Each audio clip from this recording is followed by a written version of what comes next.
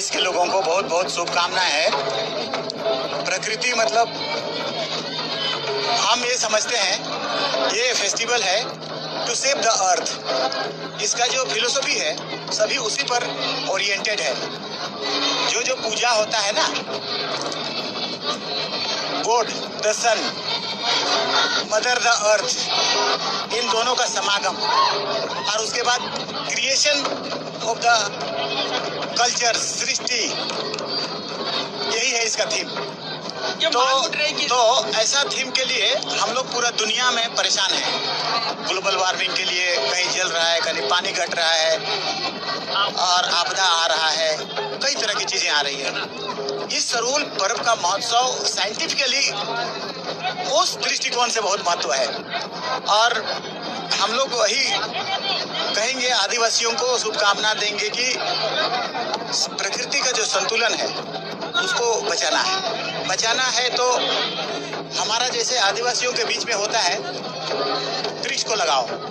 बच्चे वृद्ध जब हो जाते हैं तब 5-7 वृक्ष को लगाते हैं, तभी जाकर के वो वृद्ध होते हैं। एक कंसेप्ट है उनके दिमाग में, एक कंसेप्ट है।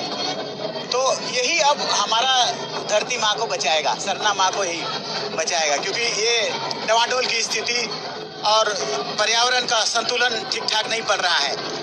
हम जो समझते हैं, जो मेरी समझ है, इनकी जो थेसिस है, जो दर्शन है, जो फिलोसफी है, एकदम उसी पर आधारित है, प्रकृति पर और प्रकृति को क्रिएट करने पर।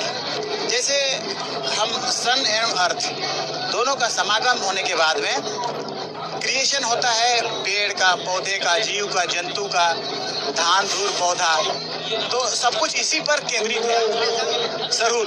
मगर मैं पूरे के पूरे, जैसे नृत्य संगीत ये तो दूसरा पार्ट है, एंजॉय करते हैं, नाचते गाते हैं, भाईचारगी है, प्रेम है, ये एक दूसरा पार्ट है। लेकिन फिलोसफी वाला जो पार्ट है, जो मैंने कहा, वो एक फर्स्ट पार्ट है जो ज्यादा इम्पोर्टेंट है। मंत्री जी, एक मांग हो रहा है कि सरूल पे राष्ट्रीय अवकाश घोषित होना चाहिए। हाँ, होना चाहिए। अब बहुत सारा स्टेट में ये हो रहा है, इसलिए होना चाहिए।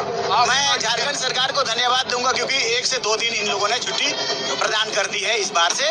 मगर राष्ट्र को भी एक दिन, पहल से हमको लगता है कि आने वाले वर्ष में, आने वाला कल में होगा। हाँ, सरना कोड होगा तो एक दिन छुट्टी भी होगा, रेस्ट।